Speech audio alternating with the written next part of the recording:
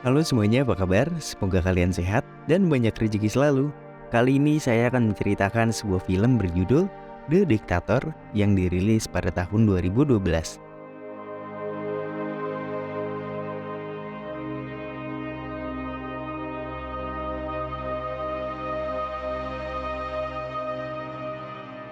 Film dimulai dengan memperlihatkan negara fiksi bernama Wadia, sebuah negara kecil yang terletak di Afrika Utara. Negara tersebut dipimpin oleh seorang diktator bengis bernama Jenderal Aladdin yang merupakan anak dari Kolonel Aladdin, seorang diktator kejam dan tanpa ampun. Dalam kepemimpinannya, Aladdin dilindungi oleh 30 penjaga wanita yang uniknya masih perawan. Ia mulai berkuasa sejak masih berusia 7 tahun. Dan kini, dengan kekuasaan mutlak yang dimilikinya, dia bisa melakukan segala hal yang diinginkannya. Bahkan saat Aladdin menyelenggarakan Olimpiade, hanya dirinya sendiri yang bisa menang dan membawa pulang medali emas. Tak hanya itu, Aladdin juga memutuskan untuk merubah kata-kata di kamus besar Wadia sesuai keinginannya. Bahkan dia membuat nama Aladdin menjadi kata yang berkonotasi positif dan sekaligus negatif, sehingga membingungkan semua orang di negeri itu. Namun ketika Aladdin mengumumkan bahwa dia memiliki uranium dan akan membuat senjata nuklir untuk kepentingan medis, dunia internasional pun terkejut dan bertanya-tanya tentang senjata nuklir di Wadia.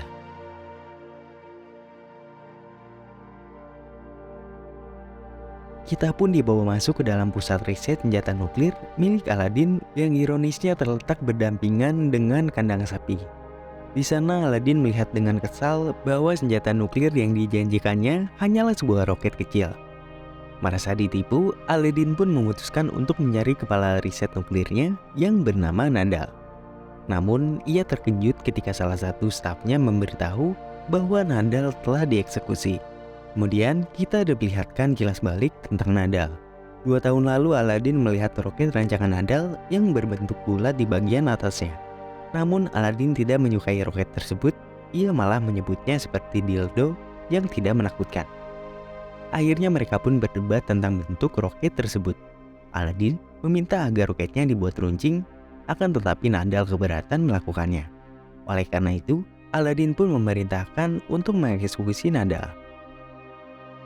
Melihat perkembangan nuklir di negaranya yang sangat mengecewakan, paman Aladdin yang bernama Tamir pun memberikan saran agar Aladdin berbicara dengan PBB dan memberitahu bahwa mereka tidak memiliki senjata nuklir untuk meminta pengurangan hukuman kepada negara mereka. Namun Aladdin tidak setuju dan bertekad untuk tidak berdamai dengan PBB, serta menolak menjual minyak Wadia ke negara lain. Singkat cerita, Aladdin kembali ke istananya bersama rombongannya. Namun ketika ia keluar dari mobil, seseorang menembak kepalanya. Tapi ternyata ada duplikat Aladdin yang menjadi tameng untuk melindungi dirinya. Dan disinilah Tamir terlihat sedang menelpon seseorang dan mengatakan bahwa ia menembak orang yang salah. Ternyata semua itu adalah rencana Tamir untuk membunuh Aladdin dan mengambil alih kekuasaan negara Wadia. Tamir memiliki rencana baru untuk menyingkirkan Aladdin dan membuat duplikat Aladdin yang bisa dimanipulasi. Akhirnya, anggota Tamir berhasil menemukan pengganti duplikat Aladdin yang baru, seorang penggembala kambing. Kemudian mereka membawanya kepada Aladdin. Tapi awalnya Aladdin tidak menyetujuinya. Namun pamannya mengingatkan bahwa duplikat tersebut hanya bertugas menjadi tameng bagi Aladdin untuk menghindari serangan pada dirinya. Alasan konyol itu akhirnya disetujui dan duplikat itu dipersiapkan sedemikian rupa agar mirip dengan Aladdin. Kemudian pagi harinya ada berita tentang Dewan Keamanan PBB yang memerintahkan NATO untuk menyerang Wadia. Namun hal itu bisa dicegah jika Aladdin mau berbicara langsung dengan PBB. Lalu Tamir pun mendatangi Aladdin yang sedang asik bermain game dan menekankan bahwa Aladdin harus menjelaskan program nuklir kepada PBB. Jika tidak, maka PBB akan melancarkan serangan militer ke Wadia.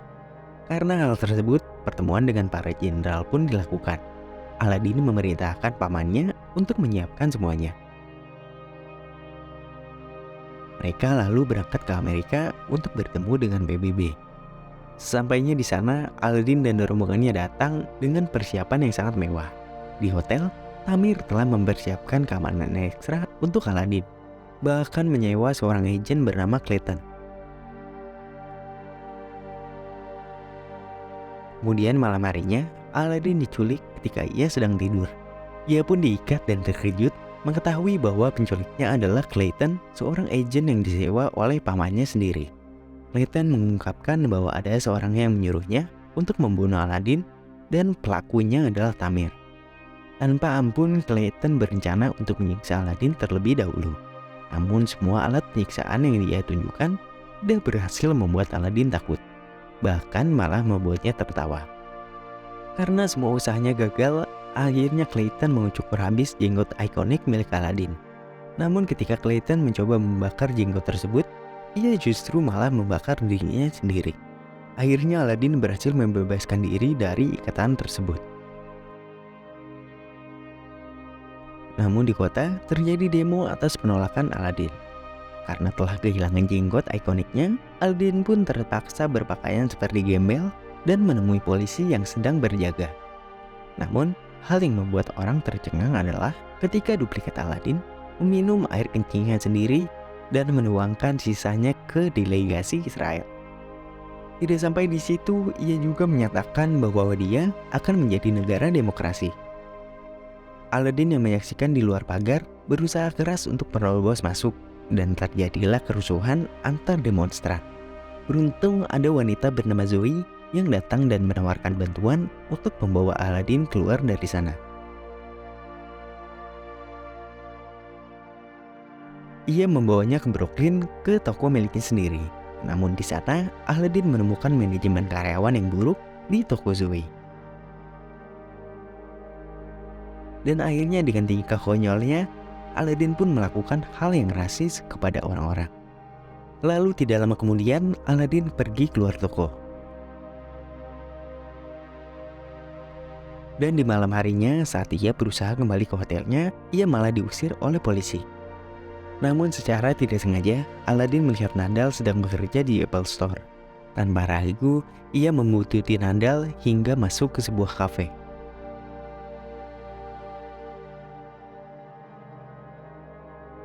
Ternyata kafe itu adalah tempat berkumpul orang-orang yang membenci Aladin. Dan Aladin merasa heran melihat semua orang yang pernah dieksekusinya berada di sana.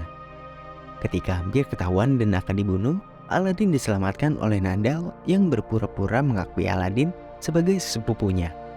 Aladin pun bertanya-tanya bagaimana Nandal bisa berada di sana. Nandal menceritakan bahwa semua orang yang pernah dieksekusi Aladin sebenarnya masih hidup, dan mereka membentuk perkumpulan orang-orang Wadiyah di New York. Setelah mendengar cerita Nandal, Aladin meminta bantuan Nandal untuk merebut kekuasaannya kembali. Namun, Nandal memiliki beberapa syarat untuk membantu Aladin, yaitu ia harus dikembalikan sebagai kepala riset untuk nuklir dan ujung roketnya harus berbentuk bulat sesuai dengan keinginannya. Akhirnya, dengan sangat terpaksa, Aladin pun menyepakati permintaan tersebut. Kemudian siang harinya, konferensi pers digelar di sebuah hotel di mana Tamir sedang menyiapkan konstitusi baru untuk Wadiyah. Sementara itu di luar hotel, Nandal dan Aladin mencari cara untuk melewati keamanan. Mereka melihat Zoe dengan mudah masuk dan keluar dari hotel karena dia memasok buah-buahan untuk hotel tersebut. Nandal punya rencana, Aladin akan bekerja untuk Zoe, dan ketika dia bisa masuk ke dalam hotel, mereka bisa menggagalkan rencana Tamir dengan menemukan duplikat Aladin. Aladin pun kembali ke toko Zoe dan meminta maaf serta siap bekerja di sana. Ia melakukan semua pekerjaan mulai dari membersihkan toko hingga menjadi kasir.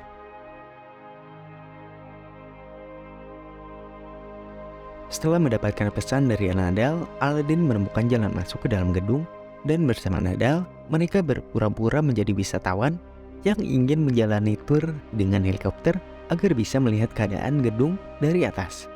Di sana mereka berbicara menggunakan bahasa Wadiyah dan membahas mobil Porsche 911 yang ingin mereka beli.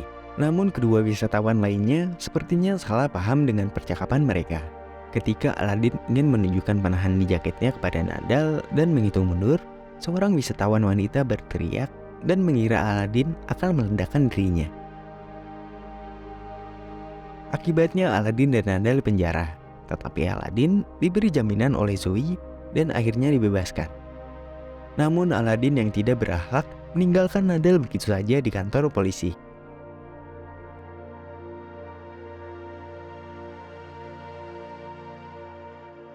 Seiring berjalannya waktu, Aladin pun mulai tertarik dengan Zoe. Namun di saat yang sama, Tamir yang berada di hotel mengetahui bahwa Aladin yang asli masih hidup.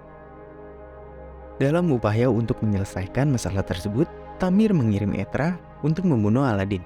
Di dalam toko, Aladin memberikan hadiah istimewa kepada Zoe. Ia mengajak Zoe untuk melakukan hubungan badan dengan mulutnya. Namun Zoe kaget dan menolak. Lalu ia meminta Aladin untuk melakukan masturbasi dengan dirinya sendiri. Aladin yang tidak tahu caranya diberi instruksi oleh Zoe dari jauh. Hasilnya Aladin merasakan sensasi yang luar biasa. Ia seperti terbang di awan dengan sangat puas. Namun Aladin tidak puas dengan hanya menikmati kepuasannya sendiri. Ia pun menunjukkan bekas air maninya kepada semua orang.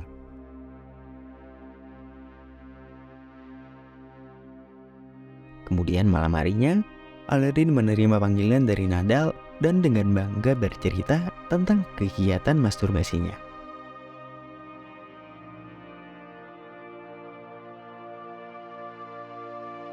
Namun saat itu, Aladin mendengar suara dari dalam toko dan ternyata suara itu berasal dari Etra, pengawal wanita yang dikirim Tamir untuk membunuhnya.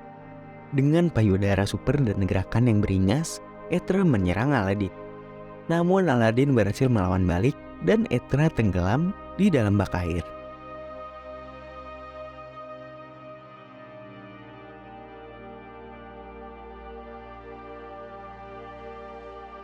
Pagi harinya Zoe tiba di toko dan melihat keadaan tokonya sudah sangat berantakan. Namun di tengah kekacauan itu, Zoe melihat Aladin sedang membersihkan toko. Tidak hanya itu, pihak pemeriksa juga sedang berada di sana dan membatalkan kontrak dengan hotel yang akan mengirimkan buah-buahan tersebut. Namun Aladin merasa bersalah dan berjanji akan membuat kontrak itu kembali. Ia pun melakukan perubahan besar pada tokonya Zoe. Tidak lama setelah itu, Nadal menelpon Aladin dan mengatakan bahwa ia akan membeli jenggot palsu untuk Aladin. Namun, Aladin ingin memiliki jenggot yang asli. Mereka pun mencuri jenggot dari orang yang sudah meninggal yang terdapat di iklan koran. Ketika mereka hendak memotong jenggot dari orang yang meninggal tersebut, mereka didesak oleh orang-orang yang sedang melayat. Untuk mempercepat aksinya, Nadal pun memenggal kepala orang yang sudah mati tadi, dan mereka berhasil kabur dengan jenggot asli beserta kepalanya.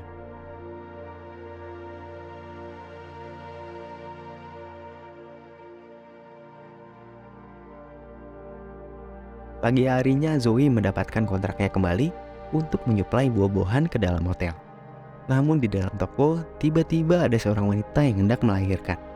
Lalu Aladin dengan pengetahuan medis yang cukup abal-abal berusaha membantu wanita tersebut dalam proses persalinan. Adegan yang lucu pun terjadi saat mereka berdua berpegangan tangan di dalam rahim wanita yang hendak melahirkan. Tak disangka, Aladin dan Zoe pun jatuh cinta.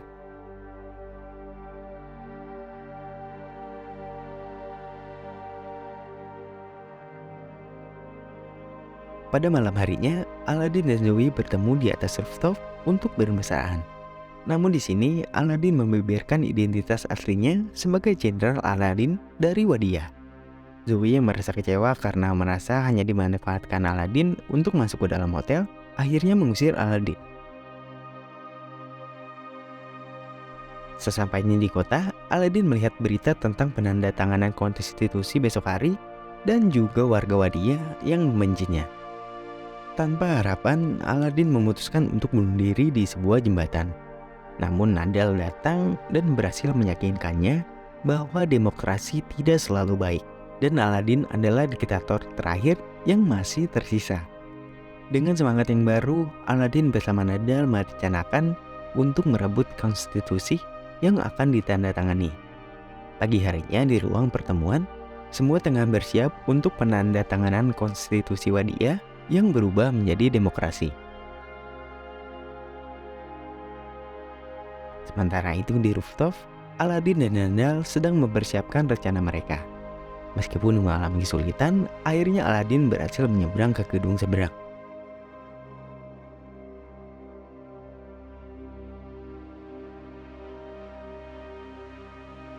Namun ketika bertemu dengan duplikat dirinya dan mendak membunuhnya, Aladin tidak tega dan memutuskan untuk menyuruh duplikatnya pergi sebelum Tamir membunuhnya. Tamir akhirnya datang dan belum menyadari bahwa Aladin yang di hadapannya adalah Aladin yang asli. Kemudian pada acara penandatanganan konstitusi, Aladin tiba-tiba merobek konstitusi tersebut. Namun Tamir dengan sigap menahannya. Lantas Aladin pun memerintahkan penjaga untuk menangkap Tamir dan membatalkan konstitusi tersebut. Ia mulai berbicara tentang kelemahan demokrasi di Wadia.